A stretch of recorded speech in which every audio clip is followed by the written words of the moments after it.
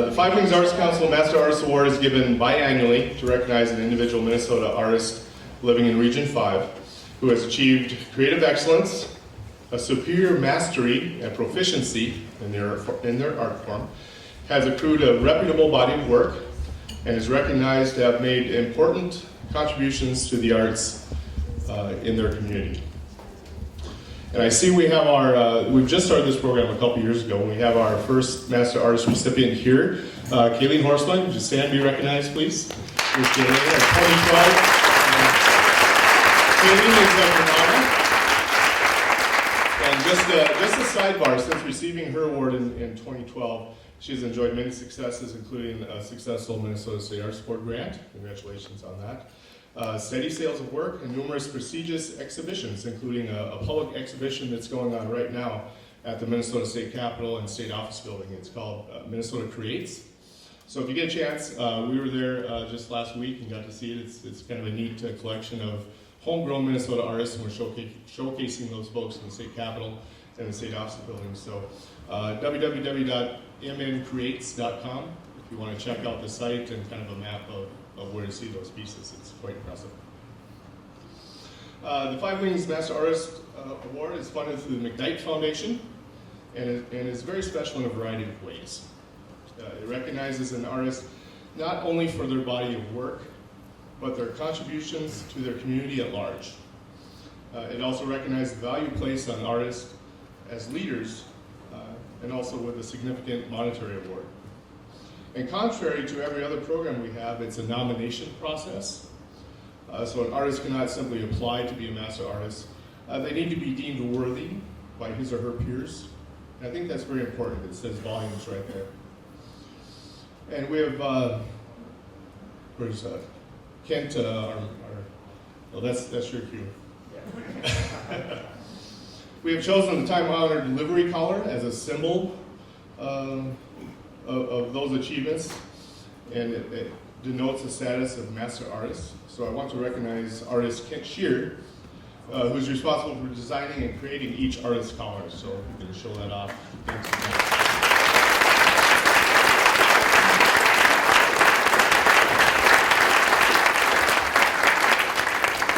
So now let's talk a little bit about our master artists that we are celebrating tonight, Charles Gilbert Kapsner. I want to go back to the criteria I mentioned earlier just to make sure we have the right guy, okay? The Five Wings Arts Council Master Artist Award is given to recognize an artist who has achieved creative excellence. We're going to check that box, absolutely. Has a superior mastery and proficiency in their art form. It's just undeniable. Has accrued a reputable body of work, without a doubt. You can look not only on the other side of this room, but around the community, and indeed around the world to see that. A very impressive body of work. And is recognized to have made important contributions to the arts in his arts community, and I certainly hope that he's recognized for making that, especially in Little Falls.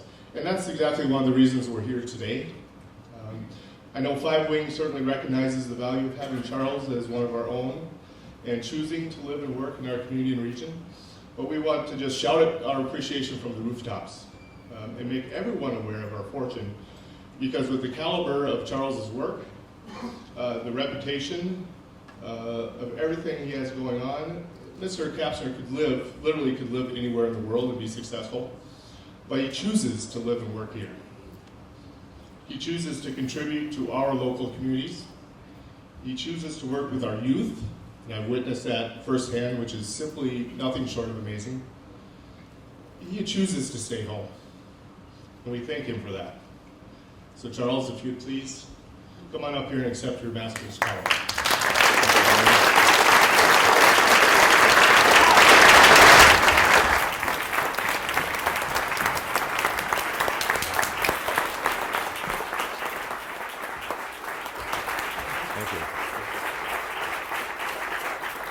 Hello, Charles. How's it going? I'm going to put this on you here. A beautiful piece. Okay. Huh? Just over the tux, eh? Oh yeah, we'll do photos later, but yes, no, no. Thank you. They're not yours. Thank you very much. That's all yours. Okay. You do the best with them. All right. thank you very much. I'm really honored to be here and be honored by you, and I can see by everyone's attire tonight this is not the military program. So some of you will understand that one. I think first and foremost, I'd like to say I have quite a few thank yous, and no matter what profession you're in, it's always very important to have the support of your family. And without family, you really can't go anywhere, and especially in the arts, because it's always a very difficult sort of road to follow. And so first off, I'd like to thank my mother, Florence, who's here. My father's not here, but he's here with us in spirit. There's a drawing of him out front. And my lovely wife, Catherine, who just has got me just recently connected to the 20th century. So all of you are going to have to wait for the 21st. I'm kind of an old guard there. Catherine. My sister Deborah and her husband Wayne are here tonight. Thank you very much.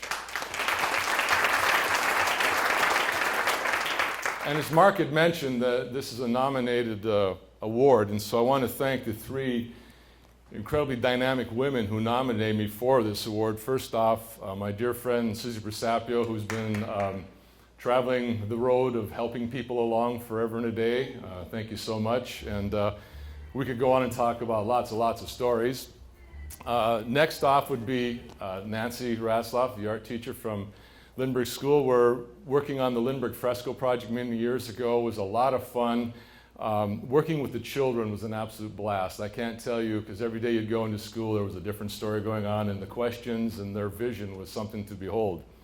And last but not least, Kathy Galswick, who heads up the Initiative Foundation. I've known Kathy for many, many years and thank her also for support on the fresco, but more importantly, I have something else to thank her for, and that goes back to a meeting you'll remember about a project that we were trying to get, which was a website, which was all new to me and still is new to me. And so we had this meeting set up at the Black and White in the back room. It was July 20th, 1998, and so that is where I met Catherine. Sandy Johnson was at the meeting, Bill Angelos, and Kathy. And I remember in departing, I mentioned that Catherine should probably come to the studio to see the work if we're going to be supporting us. And Kathy said, if you invite her to your studio, you'll never get rid of her. Well, lo and behold, that was a lucky day for me. So that was my award. And our joke was Bill got the money and I got the girl. So, so with that said, I'd like to talk a little bit about my education, because I think it's really important to know that I've been asked many, many times, when did you find out you wanted to be an artist? Well, I generally don't use that term to describe myself. I'm il pittore. But I always wanted to draw, going back to being a child. I remember drawing my dad's 59 Chevy pickup, which I inherited after a while. But also the education I had at St. Mary's with the nuns. We always had art day on Thursday afternoons, and they gave us all different cards, which very famous religious paintings, obviously.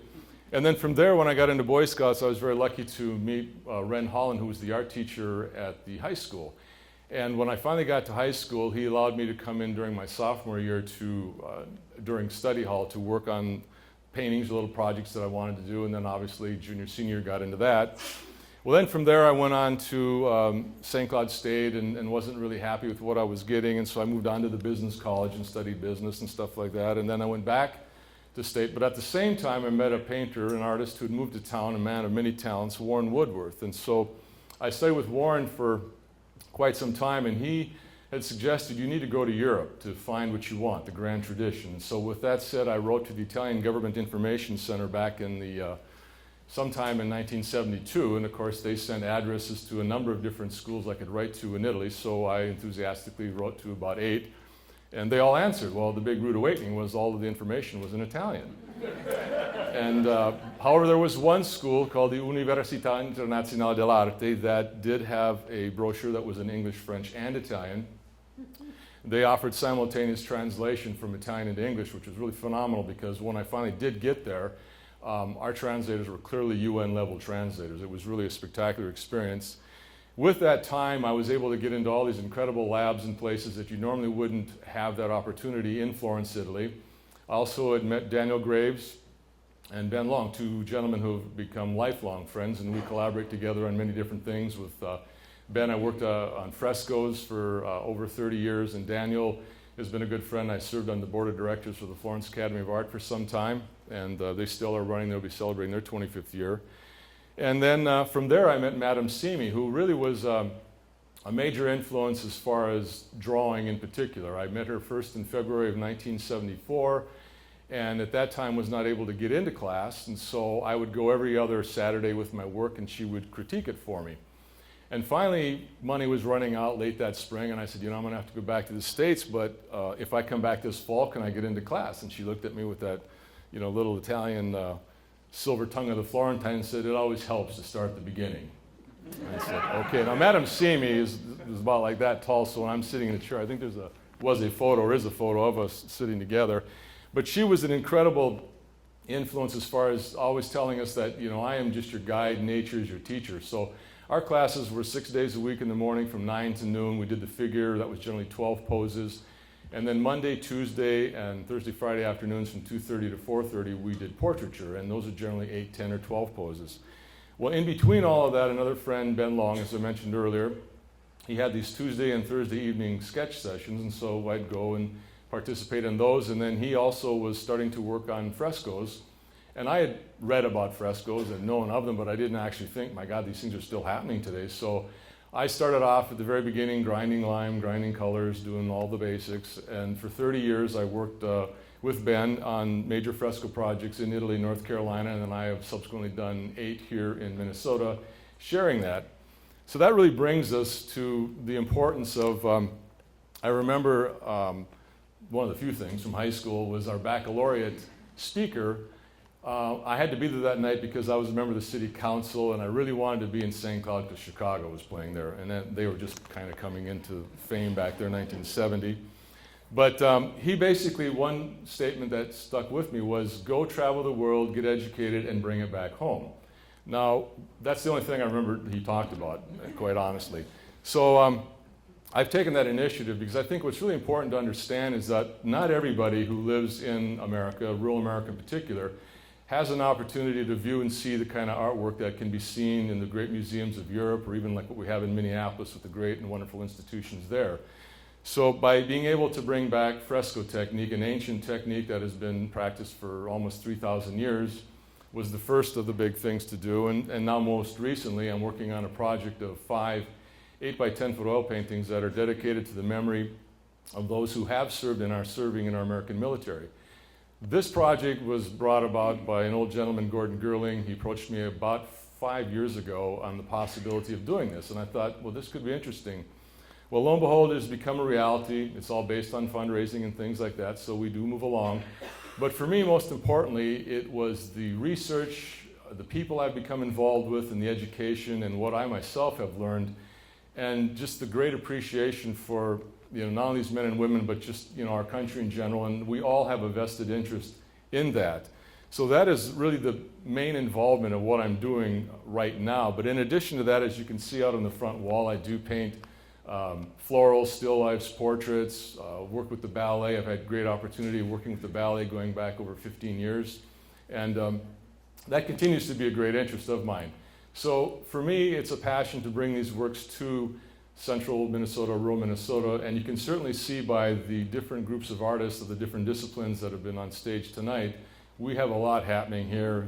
This building is just transforming constantly and just a living in part of the community. And of course, it's the support that we get not only from Five Wings, but from you as individuals who visit and attend not only these events, but like dinner theater tomorrow night, concerts that come, donations, whatever it might be, buying artwork, and supporting all of those who are involved in the multidisciplines that do exist in the art world.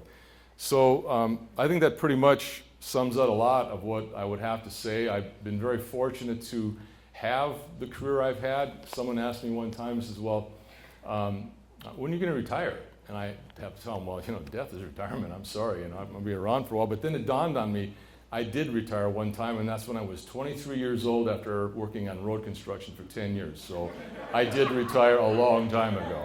So since then, this has been, what I do is, whether it be painting, drawing, working on large fresco projects, being able to go out and mentor young students, which is really a wonderful experience. And I guess I do want to go back to that for a minute, because that was actually how I found out about this award, where Mark and Vicki were coming to do a site visit. I thought that was pretty cool because I had started mentoring, gosh, it was like maybe 10 or 12 years ago, something like that.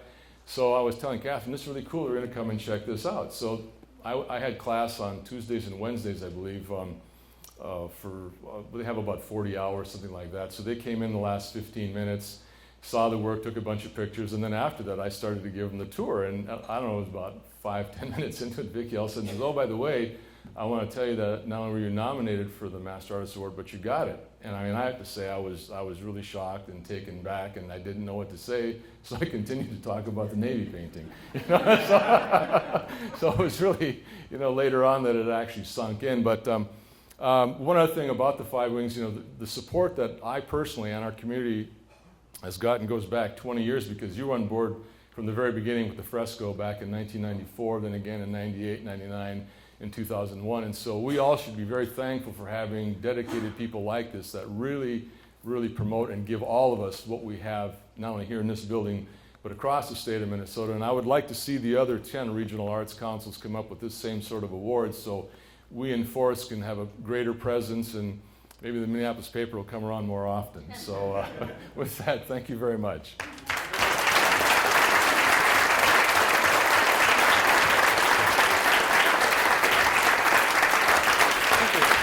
Thank you. Hey, Wayne, good to see you. Thank you. Thank you very much.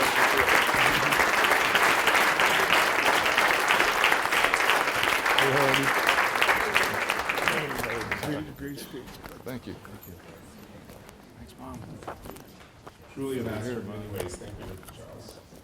Well, that actually wraps up our program for this evening. Again, we've said it a lot, but I don't think it has to be said too much. Thank you to all you for all of your support, all the great activities going on.